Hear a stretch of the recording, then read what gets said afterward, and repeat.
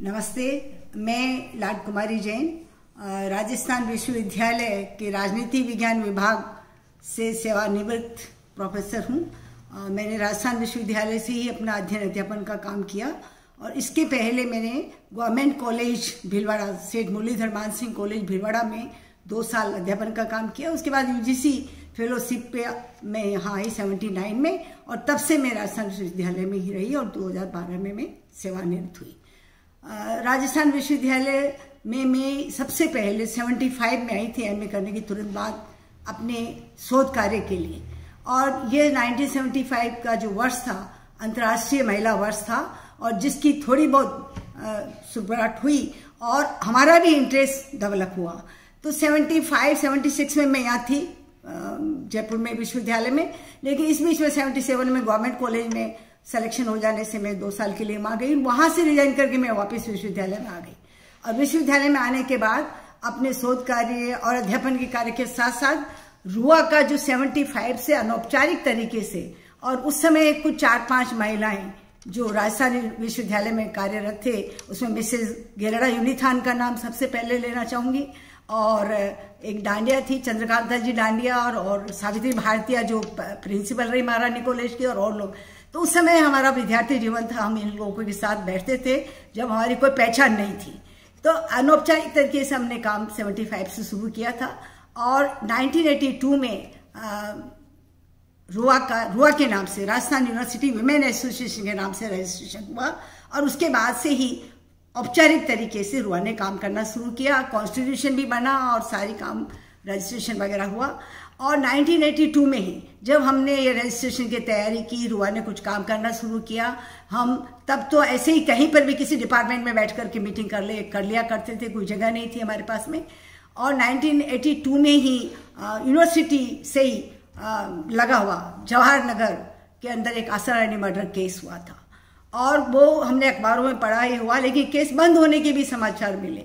और तब रुआ के साथियों ने पहल की और इस केस को रीओपन कराया। उस समय विमल चौधरी ने इस केस को देखा था और ये हाईकोर्ट में और डॉक्टर्स के, और जिसमें नामी डॉक्टर पेट्रिशिया के बयान हुए दोबारा, और तब पहले के बयान वगैरह सब गायब हो गए थे। तो दोबारा जब केस खुला असर, और तब हमने यहाँ से लेके सुप्रीम कोर्ट तक उस केस, ये पहला केस था दहेज हत्या का जिसमें रुआ ने बराबर अपनी निगरानी रखी, बराबर लड़े। और अच्छा है कि हमारे को बहुत निःशुल्क सहायता भी मिलती रही। हमारे लॉयर, हमारे कुछ पैनल लॉयर भी थे और कुछ एडवाइजर भी थे जो हमेशा निःशुल्क एडवाइस दिया करते थे।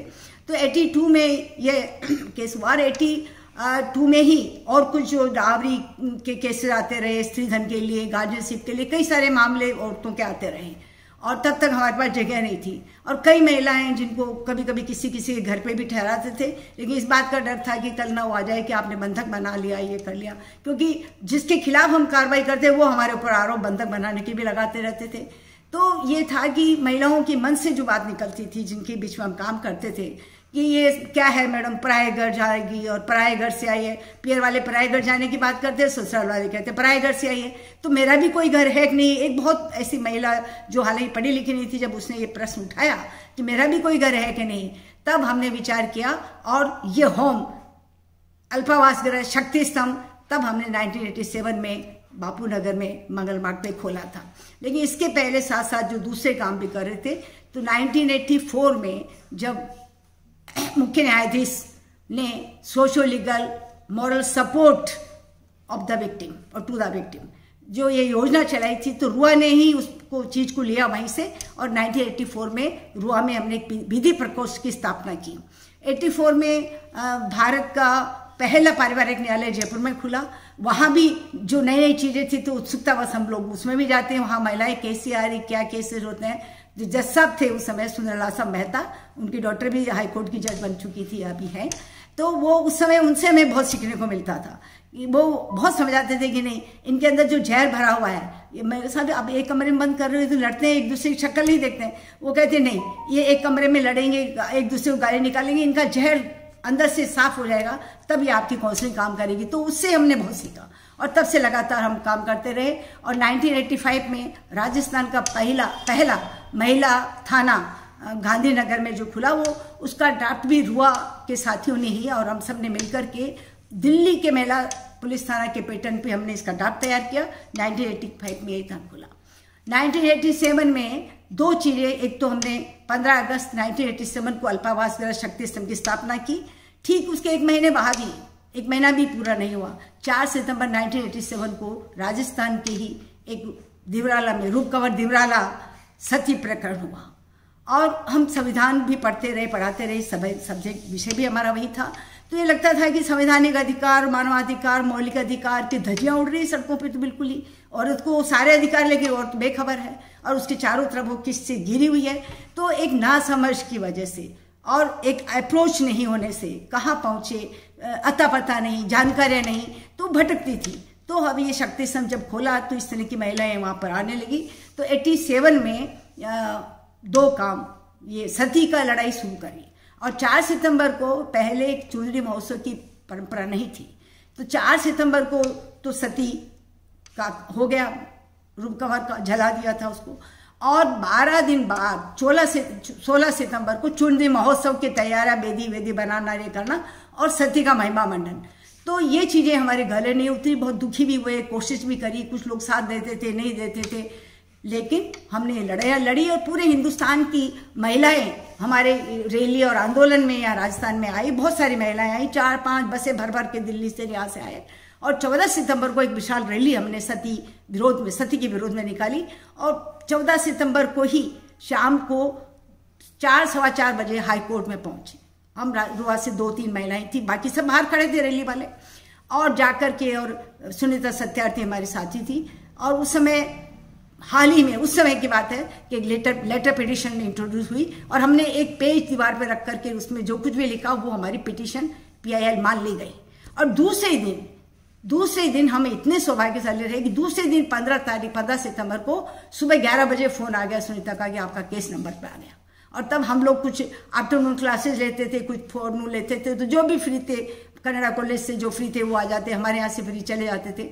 और इतना जबरदस्त सती समर्थन के लोगों का वहाँ हुजूम लगा हुआ था और बड़ी जान को खतरे होते, लेकिन हमने लड़ा और उसमें स्टे ऑर्डर हुआ। चुनरी महोत्सव को रोकने के लिए स्टे ऑर्डर हुआ। डीबी बैठी, डीबी के दोनों तरफ बॉडीगार्ड बैठे और मेरी चिंता सुनीता कर रही थी कि आपकी जान को खतरा है और किसी, मैंने कहा कुछ नहीं होगा। और धमकियां भी मिली थी, सती वाले को लेकर के धमकियां भी मिली थी, खून खराबा हो जाएगा, ये हो जाएगा। मैंने कहा चलो न्याय परिसर में खून खराबा हो जाएगा तो जीवन भी सार्थक हो जाएगा। लेकिन जब हम डरते तो लोग डराते, इसलिए हम डरे नहीं थे। और 15 सितंबर को स्टे ऑर्डर आ गया। उस समय जो चीफ मिनिस्टर थे राजस्थान के, होम मिनिस्टर, वो सब सती समर्थक थे।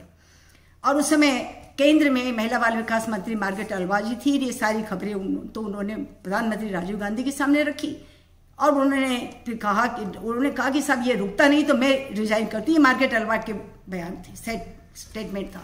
तब उन्होंने कहा नहीं, जिन्होंने गलती की, जो इसको रोक नहीं पाए वो जाएगा। उस समय मुख्यमंत्री को अपनी कुर्सी छोड़नी पड़ी, पद को त्याग करना पड़ा। और ये देखिए यहाँ पर पहला ही हमारे प्रेशर, हमारा जो सामाजिक बदलाव लाने का जो तरीका था, उसमें यह हुआ कि जो सत्य का समर्थन करेगा वो पदों पे नहीं रहेगा और नहीं उनको कोई भी लाभ सरकारी मिलेगा। ये हमने अभियान भी चढ़ाई किया और बहुत ही अच्छा हुआ कि 1987 में ही सती निषेध कानून बन गया। Convention of Sati prevention act 1987 बना, जो 88 में लागू हो गया। तो वो होने के बाद हमें लगा कि करेगा, लेकिन जो नीचे के कोर्ट में जिन 38 लोगों के खिलाफ जिन्होंने सती में सम्मिलित थे, वहाँ पर दिवराला में 38 लोगों के खिलाफ चार्जशीट पेश हुई। लेकिन 9 साल बाद जो जजमेंट आया निमका थाना कोर्ट से, और उसमें 32 लोगों को बरी कर दिया। कई चीज़ें हमारे बहुत 96 में ये किए और 96 में ही इधर क्या हुआ, 92 में भंवरी देवी भटेरी का जो केस हुआ था, वो भी जयपुर से थोड़ा सा कुछ किलोमीटर दूर पे ही बस्सी और भटेरी है, जो बाल विवाह को रुकाने के लिए भंवरी काम कर रही थी। महिला बाल विकास के अंदर साथिन का पद, राजस्थान में साथिन के पद से जबरदस्त क्रांति आई थी, महिला क्रांति। और उसने इतना पैसा, तो उनको कुछ नहीं मिलता था, महीने की 500 रुपये पगार मिलती थी, लेकिन वो महिलाएं जबरदस्त काम करती थी। मृत्यु बोझ रुकवाना है, बाल विवाह रुकवाना है, फैमिली प्लानिंग का करना, वो सब काम करती थी। तो ये भंवरी को बाल विवाह रुकवा तो दिया इसने, कुछ 7 विवाह होने वाले थे तो कुछ को रुकवा दिया जो छोटे ले, लेकिन रिवेंज में इसके साथ गैंग रेप हुआ और वो विवाद में आ गया। एक है तो यहाँ से इस केस में 2 फाड़ हो गया। एक क्रिमिनल केस चला जो है कि कोर्ट में चला, लेकिन हमारी एक रिट PIL, क्योंकि मौलिक अधिकार और मानवाधिकार को लेकर के, संविधान की धाराओं को लेकर के, और सुप्रीम कोर्ट में दायर की थी। और सुप्रीम कोर्ट ने 13 अगस्त 1997 में बहुत ज़बरदस्त जजमेंट दिया और एक विशाखा गाइडलाइन थी। तो 96 में वहाँ पर भी और इधर भी तो कुछ अच्छी चीज़ें भी हुई, कुछ नहीं भी कर पाए। तो ये चलते रहे, मामले आते रहे। जेसी बोस का भी हुआ था, वो भी 15 साल बाद न्याय मिला। तो ये लड़ाइयाँ, लीगल बैटल लड़ना आसान नहीं था, लेकिन 1985 से लगातार 87 में हमने ये किया, फिर 89 में भी कुछ करते रहे। तो शुरू में हमारे पास जो मामले आते थे, जिसको हम नेचर ऑफ केसेज यदि कहें, प्रकरण किस तरह के थे, किस स्वभाव के थे, तो उस समय हमारे पास दहेज उत्पीड़न को लेकर के मामले आते थे, बाल विवाह को लेकर के आते थे, डायन को लेकर के आते थे, कन्या भ्रूण हत्या के मामले बहुत आए, उजागर भी किए और लड़ाइयाँ भी लड़ी थी, उसको लेकर के आए। और ऑनर किलिंग के केसेस रहे, जो बच्चे आपस में बड़े हो गए, साथ पढ़ रहे हैं, साथ जॉब कर रहे हैं, उनमें प्यार हो गया, शादियाँ करें, तो वो कम्युनिटीज़ उनको अलाउ नहीं करती थी। ऑनर किलिंग के केसेस, नाता, आटा, सता, कुकड़ी प्रथा, कई सारे ऐसे मामले थे जिन पर रुआ ने अपने स्तर पर, हमने व्यक्तिगत स्तर पर, रुआ संस्था के स्तर पर और अन्य महिला संगठनों के साथ मिलकर के काफ़ी काम हमने उसमें किया। और इस दौरान जो दहेज विरोधी अभियान चलाते रहे, सती विरोधी अभियान चलाते रहे, कन्या भ्रूण हत्या विरोधी अभियान चलाते रहे, तो हम एक तरफ लड़ाइयाँ भी लड़ते रहे, कानूनी लड़ाइयाँ भी लड़ी, एक और सड़क पे। तो वहाँ हमें लगता है कि इन सब चीज़ों में हमने सड़क से लेकर संसद तक अपनी आवाज़ को बुलंद किया, पहुँचाया, और उसकी बहुत सारी उपलब्धियां हासिल हुई है, बहुत सारे कानून बने हैं, उसका भी जिक्र हम करेंगे। तो ये क्या और किस तरह की लड़ाइयाँ महिलाओं को न्याय दिलाने के लिए हमने लड़ी है, इसलिए छोटा संक्षिप्त में इनका जिक्र करना चाह रही हूँ ताकि लोगों को पता रहे। और आगे आने वाली जो हमारी पीढ़ियाँ हैं, रुआ में भी जो नए मेंबर्स आते हैं, और रुआ एक बहुत अच्छा संगम है, निरंतरता और नवीनता। हमारे निरंतरता में हमारे संविधान के आधार पर जो लोग काम कर रहे हैं वो भी हैं, और नए नए सदस्य, यंग लोग बन रहे हैं, तीसरी जनरेशन के लोग बन रहे हैं। तो एक बहुत अच्छा ऊर्जावान संस्था ये बनती जा रही है।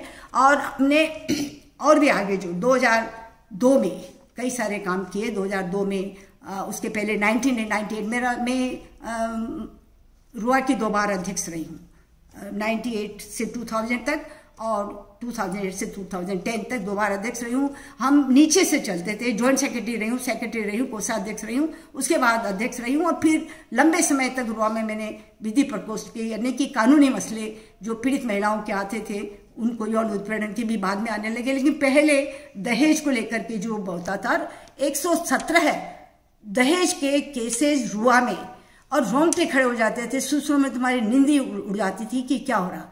और शुरू में 1-2 रेप्ड बाय फादर के मामले आए, मतलब बहुत चौंकाने वाले केसेस आते थे, और वो लड़कियां हमारे पास शक्ति स्तंभ पे शरण लेती थी, रहती थी। ये घर था उनका, होता था ये पीएफ, मैंने कहा तुम पीएफ समझो इसको, और तुम्हारे सब काम है। तो एक बार जो महिला आती थी शक्ति स्तंभ में, हमारे जो कन्वीनर रहे हैं वो इसके बारे में डिटेल में बताएंगे, मैं कानून के बारे में बात कर रही हूँ। तो यहाँ हमने उन लड़कियों के लिए जो लड़ाई लड़ी, उनके स्त्री धन को दिलाने के लिए, उनके 498 के केसेज हो, चाहे बच्चा दिलाने का केसेज हो, क्योंकि संविधान ने बराबर के अधिकार दिए। लेकिन बाद में जो 1955 से लेकर के जो कानून बने हैं, और उसमें महिला को दोहरे दर्जे पर रख दिया, चाहे वो दहेज व्यापार पर रोक लगाने वाला एंटी ट्रैफिकिंग एक्ट बना 1955 में, उसमें भी उस महिला को ही विक्टिम मानते हुए उसी को अरेस्ट करना शुरू कर दिया। जबकि दलाल लोग हैं जो कहाँ से कहाँ इनको पहुँचाते और पैसा कमाते थे, तो उसका विरोध हमने किया, और तब बाद में अब सुधार भी हो गया है। और इसी तरह से 1956 में जो बच्चों के बारे में है, मदर को केवल 5 साल का गार्जियन मानना और बाकी फादर गार्जियन है, तो मदर तो 9 साल पेट में रखती। तो कई सारे मुद्दे ऐसे औरतों के अधिकारों के थे जिनको हम उठाते रहे और लड़ते रहे। और उसमें फिर 2002 में, क्योंकि हम कभी कुछ काम कर रहे हैं, बीच में कुछ ऐसे हादसे हो गए, फिर कम काम कर रहे हैं, कुछ हादसे हो गए, तो हमारे डाइवर्ज, मतलब हमारा दूसरी तरफ मुड़ाव भी होता था, झुकाव भी होता था। लेकिन दहेज वाले मामले हम निरंतर कोर्टों में, और बहुत सीखा, नीचे की कोर्ट से लेके एफआईआर दर्ज कैसे, हमने सीखा है कि एफआईआर कैसे, क्योंकि खारिज हो जाती थी, बेल मिल जाती थी, और हम रोते थे कि हमने इतना अच्छा लिखा, फिर इनको बेल कैसे मिल गई। तब हमारे यूनिवर्सिटी में लॉ कॉलेज के जो प्रोफेसर, उनके साथ भी हम बहुत मीटिंग करते थे, बहुत वर्कशॉप भी करते थे, और बहुत सारे जजेस लॉयर्स के साथ भी हम लोग वार्ताएं करते थे और उनसे बहुत कुछ सीखने को मिलता। तो ये लगता था कि एक पीड़ित महिला वहां बैठी है और उसको राहत पहुंचाने वाला कानून उस दूसरे कोने में, दूसरी तरफ, तो इनके बीच में हमें एक ब्रिज बनना है।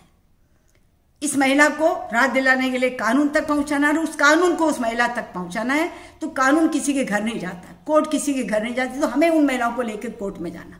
एक आदत डाली, हम अपनी क्लासेस, घर गृहस्थी भी संभालते थे, क्लासें भी लेते थे और इन महिलाओं के साथ में कोर्ट में भी जाते थे, बराबर की लड़ाई लड़ते थे। कई बार इनके 164 में बयान कराने के लिए दिन भर कोर्ट में बैठना पड़ता था, सीएल लेनी पड़ती थी और हालात ये हो जाते थे कि बुखार भी है तो क्लास लेने जा रहे हैं, लेकिन इनके कोर्ट में जाने के लिए हमें सीएल लेनी पड़ती थी। क्योंकि एक तरफ हम अच्छा काम करें, दूसरी तरफ हम अपनी जॉब के लिए बेईमानी कर जाएं तो फिर फायदा क्या हुआ, कोई मतलब नहीं, सब चीज़ बराबर हो जाती है। तो हम सीएल लेते थे, हमारी जो छुट्टियां होती थी वो अधिकतर कोर्ट में महिलाओं के साथ जाने में हमारी छुट्टियां खत्म होती थी। तो ये 2002 से फिर हमने कन्या भ्रूण हत्या के लिए बहुत एक IFES संस्था ने, मीता सिंह हमारे यहाँ मेंबर भी है और भी काम करती है, उनके माध्यम से एक प्रोजेक्ट लिया और कन्या भ्रूण हत्या को। तो लिंग जांच और कन्या भ्रूण हत्या, ये कहना बहुत स्पष्ट रूप से चाहूंगी क्योंकि एबॉर्शन के लिए कोई रोक नहीं है, लीगलाइज है। 1971 में MTP एक्ट बन गया था, medical termination of pregnancy act, तो उसके बाद अबॉर्शन तो लीगलाइज हो गया। लेकिन हम ये देख रहे थे कि ये जो अबॉर्शन हो रहे हैं वो उस एक्ट के तहत रजिस्टर में कहीं एंट्री नहीं है और हो कैसे रहे। तब बाद में पता लगा जब 91 में सेंसस आया और सेंसस जनगणना, और उसमें बाल लिंगानुपात जबरदस्त तरीके से घटा। तो जबरदस्त तरीके से घटता बाल लिंगानुपात ने हमारी नींदें उड़ा दी कि ये क्या हो रहा है, हम कुछ और कर रहे हैं, यहाँ कुछ और हो रहा है। लड़कियां कितनी मारी जा रही है, लाखों लड़कियां जो 0 to 6 की आयु के है वो बाल लिंगानुपात में माना जाता है, उनका ही काउंट होता है। तो लिंगानुपात एक बार डिलीवरी सिस्टम अच्छा हो गया, हेल्थ सिस्टम अच्छा हो गया, तो वो जो औरतें वहां मरती थी वो तो उनका कम हो गया, उनका जीवन बढ़ गया। लेकिन बाल लिंगानुपात जबरदस्त तरीके से घट रहा था। तो वहाँ जब हमने अध्ययन करना शुरू किया, हमने स्टेट लेवल पे भी और डिविजनल लेवल पे और फिर कॉलेज लेवल पे, डिस्ट्रिक्ट लेवल पे, तो एक बहुत कुछ सालों तक लगातार हमने अभियान चलाया लिंग जांच पर रोक और गर्भपात पर रोक। लिंग जांच यानी कि सेक्स सेलेक्टिव एबॉर्शन, वो किसी हालत में नहीं होना चाहिए। तो सेक्स सेलेक्टिव एबॉर्शन के खिलाफ हमने मुहिम चलाई।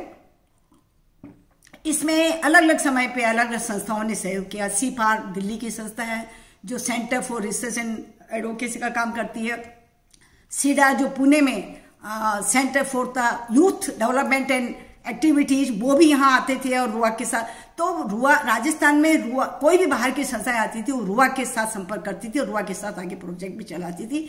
तो कई सारी संस्थाओं ने, UNFPA ने भी हमारे साथ, UNFPA के साथ काम किया। UNFPA को भी रुआ के ऊपर विश्वास था, पहले UNICEF ने दिया था, फिर UNFPA ने दिया। तो हमने राजस्थान के कॉलेजेस में और बाद में IFES के थ्रू जो मिला उसमें हमने कम्युनिटी लीडर्स के साथ, राजस्थान में जैन, सिख, राजपूत, माहेश्वरी, जाट, ब्राह्मण, 7-8 कम्युनिटी लीडर्स, एक कम्युनिटी के 40-40 उनके जो लीडर्स थे उनके साथ कार्यशालाएं की।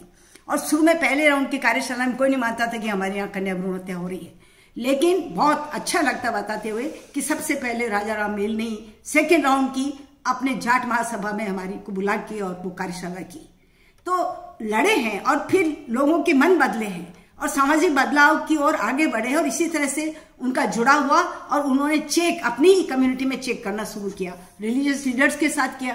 तो लिंग चयन आधारित गर्भपात को रोकने के लिए फिर देख रहे हैं कि 2001 की 2011 में जब सेंसस डाटा आए, अरे ये क्या हो रहा, हम इतना प्रयास करते हैं फिर भी 2011 में राजस्थान में ही 1000 बच्चों पर, लड़कों पे 112 लड़कियां कम है और पूरी जनसंख्या में मल्टीप्लाई करें तो लाखों लड़कियां यहाँ पर राजस्थान में कम हो रही है। तो ये जो सन प्रेफरेंस की जो परंपरा रही है, एक पितृसत्तात्मक सोच, सामंतवादी सोच जो रहा, वंश वसीयत, विरासत, जल जमीन जायदाद, इनके लिए एक लड़का होना जरूरी है। तो उनकी इस मानसिकता ने यहाँ पर लड़कियों को मारना शुरू किया। और जब टेक्नोलॉजी एडवांस हुई तो न केवल प्रसव पूर्व, गर्भ निर्धारण पूर्व भी उस स्टेज पे जहाँ संपर्क होता है, संबंध बनता है और एक फॉर्मेशन हो, तो फ्लूइड और टेम्परेचर को लेके ये बताने में सक्षम हो गए थे एडवांस टेक्नोलॉजी के माध्यम से कि यदि इस वक्त आपकी बेटी और बहू गर्भवती होती है तो लड़का होगा या लड़की। तो इसकी लड़ाई फिर लड़ी, जो 92 में कानून बना, पीएनडीटी बना तो 94 में, पीएनडीटी के कानून का ड्राफ्ट 92 में रुआ के पास आया। और मुझे नाम भी याद है, उस समय स्टेट जो पार्लियामेंट्री सेक्रेटरी थे मिस्टर धिंगड़ा साहब, उनके साइन का वो जब वो हमारे पास आया, हमने उस मेडिकल कॉलेज के साथ डिस्कशन किया। 92 में पहली वर्कशॉप पीएनडीटी कानून के ड्राफ्ट में हमने डॉक्टर्स के साथ की थी और बहुत कुछ सीखा। डॉक्टर जुड़े भी थे, मानने को पहले तैयार नहीं हुए थे। हमने कहा we are not against the doctors, लेकिन जो एक कर रहे हैं और इसी से कमाने का धंधा बना लिया, एक व्यापार बना लिया उसको, उसके खिलाफ है। लड़कियां कम हो रही है और लड़कियां इतनी कम हो रही है तो उससे दूसरी परेशानियां, आपके धंधे चौपट हो जाएंगे, क्योंकि लड़कियों से औरतों से संबंधित सामग्रियां नहीं बिकेगी तो आपकी मार्केट भी चौपट हो। तो लोगों को हर तरह से समझाना पड़ा, कन्विंस करना पड़ा और तब वो कहीं आए। लेकिन 2011 के बाद 2021 का सेंसस डेटा आया नहीं, कोरोना की वजह से अभी तक नहीं आया, लेकिन नेशनल फैमिली सर्वे की जो रिपोर्ट है, सर्वे की जो रिपोर्ट आई है और जो वर्ल्ड इकोनॉमिक फोरम और अभी जून 2023 2023 के अंदर, जो जून इसी साल का महीना जून में, और जो रिपोर्ट आई है जेंडर गैप इंडेक्स की रिपोर्ट आई है, उसमें ये बताया कि 2022 में जहां 146 लोगों में, मतलब देशों में से इंडिया का 135वां नंबर था, इतना हम नीचे थे। और थोड़ा फर्क हुआ, चेंज आया कि 2023 जो अभी जून में जो डेटा आया था उसमें बताया कि हम थोड़ा ऊपर आए, 135 की जगह 127 पे। तो इतनी सीढ़ियां हमने चढ़ी है। तो एक सकारात्मक सुकून मिलता है कि लगे रहो, करते रहो, तो ये आया और भी आगे अंतर आएगा और हम बराबर एक पार हम हुए। तो राजस्थान में खासतौर से जिस तरह की संस्कृति परंपराएं रही हैं और जिस तरह की मानसिकताएं रही हैं, तो यहाँ लड़ना हमारे लिए और भी मुश्किल पड़ रही। यही है और हम जानते हैं, रच्चे पचे यही हैं, यहाँ की ज़्यादा वाकिफ हैं, तो हम लड़ेंगे। हम अगुवाई करते हैं तो दूसरे लोग, दूसरी संस्थाएं भी आकर के और हमारे सहयोग करती रही है। तो 2002 से लेकर के लगातार कई संस्थाओं के साथ मिलकर के हमने कन्या भ्रूण हत्या को रोकने के लिए, तो 2003 में जो 94 में कानून बना, 2003 में क्योंकि कारगर तरीके से काम नहीं हो रहा था तो फिर सुप्रीम कोर्ट में रिट लगी थी, डॉक्टर साबू जोर ने लगाई और उसके बाद फिर अमेंडमेंट हुआ और तब ये पीसी शब्द जुड़ा। पहले केवल पीएनडीटी था, तब पीसी प्री कंसेप्शन, तो कंसीव करने के पहले की स्टेज उसको कवर किया और तब हिंदी में इसका नाम हो गया गर्भधारण एवं प्रसव पूर्व लिंग निर्धारण तकनीक पे रोक। ये मैसेज सबके पास जाना चाहिए कि ये रोक लग गई है। और उसके बाद बुआ ने एक बार 2006 में एक 75 वर्षीय महिला पवन कुमारी, उसको रेस्क्यू किया था, सारा टीवी ने कांटेक्ट संपर्क किया था हमसे कि ऐसे ऐसे उसको बहुत अत्याचार हो रहा है और उसको एकदम फील्ड ग्राउंड एक टापरी बना के उस पर छोड़ दिया, वहीं वो लेटिंग कर रही, वहीं रोटी का सुपड़ा, बहुत ही अमानवीय है। और उसको बचाया और बचा करके 1 महीने तक हमारे शक्ति सम में रहने वाली महिलाओं ने उसकी जो सेवा करी है और जो निकल के निखार आया, उन्होंने अपनी दादी बना लिया उसको और वो इतना जबरदस्त परिवर्तन देखा कि किस हालत में थी और रुआ के प्रयास से बचाया। महिला आयोग में उस समय पवन जी थे, उनका भी पूरा हो रहा और इस तरह से शक्ति सम पे महीने भर रह करके उसकी कितने हालात हुए। लेकिन उससे क्या हुआ, ये पवन कुमारी के प्रकरण में पूरा अंतर्राष्ट्रीय स्तर पर ये बात गई थी, सतीवाले में गई थी, इसमें गई थी, रेप केस में गई थी, तो बहुत सपोर्ट भी मिलता रहा। तो पवन कुमारी के केस से एक फायदा हुआ कि उसके बाद एक कानून और बना और वो कानून बना parents and senior citizen care and protection maintenance act 2007। तो मैंने जो कहा कि सड़क से लेके संसद तक हमारी आवाज, हमारी गूंज पहुंचती रही, तो हमें कुछ अचीव भी किया, हमने कानून भी बने हैं, कई सारे कानून बने जिनको मैंने बीच बीच में गिनाए भी हैं। और कंपल्सरी मैरिज रजिस्ट्रेशन के लिए हमने 50,000 हस्ताक्षर करा के भेजे थे और तब राष्ट्रीय महिला आयोग में गिरिजा व्यास भी थी और सुप्रीम कोर्ट में भी उन्होंने लगाया। और उसके बाद 2007 में विवाह का स्थायी पंजीकरण, अनिवार्य पंजीकरण, हर विवाह का पंजीकरण अनिवार्य कर दिया। ये इसके पीछे हमारा ये सोचता है कि जितना हमारे केसेज का मामलों का अनुभव रहा पीड़ित महिलाओं के साथ, तो हमें लगा कि एक शादी की और दूसरी रख रखी है, दूसरी शादी कर ली, तीसरी कर ली, तो तो ये बाइगेमी, क्योंकि बाइगेमी को प्रूव करना कोर्ट में बहुत मुश्किल हो जाता, औरतें नहीं लड़ सकती थी, तो हमें लगा कि ये मैरिज का यदि रजिस्ट्रेशन कंपल्सरी हो जाए तो एक तो बाल विवाह नहीं होगा, क्योंकि 18 साल से पहले रजिस्ट्रेशन होगा नहीं किसी का, 21 साल का लड़का होगा। दूसरा, बाइगेमी रुक जाएगी, द्विपत्नी विवाह का भी प्रचलन, और डावरी पर रोक लग जाएगी, क्योंकि वह लिस्ट होगी, जो पंजीकरण होगा, कोर्ट मैरिजेज होगी, कोर्ट में विवाह का पंजीकरण होगा, तो जो आप दे रहे हो वो दे रहे हो, उन सबकी लिस्ट बनेगी और दोनों के क्रॉस साइन होंगे, तो उससे एक दूसरे के पास रिकॉर्ड रहेगा, और डावरी पर भी रोक लगेगी, और दहेज को लेकर उत्पीड़न उस पर भी रोक लगेगी। तो ये कई सारी चीजें थी अनुभवों से, इसके आधार पर हमने कंपल्सरी मैरिज रजिस्ट्रेशन को चाहा, और रुआ ही नहीं, रुआ के साथ कई सारी अन्य संस्थाओं ने मिलकर इसकी आवाज उठाई। तो 2007 में विवाह का अनिवार्य पंजीकरण, ऐसे ही बाल विवाह रोकने का 2006 में कानून बना, फिर एक नया पहले था लेकिन प्रभावी तो दूसरा बना।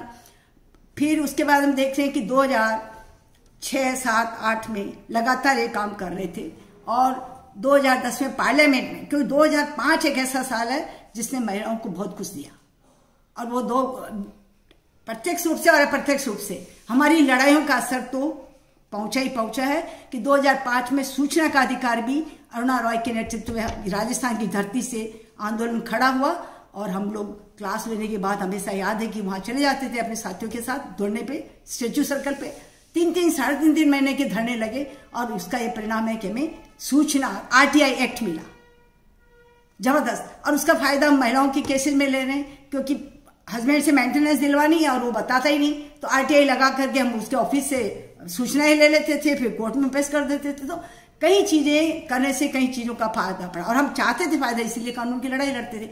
2005 में ही उत्तराधिकार अधिनियम में अमेंडमेंट होके, और लड़कियों को भी लड़कों की तरह प्रॉपर्टी में बराबर का हक मिल गया।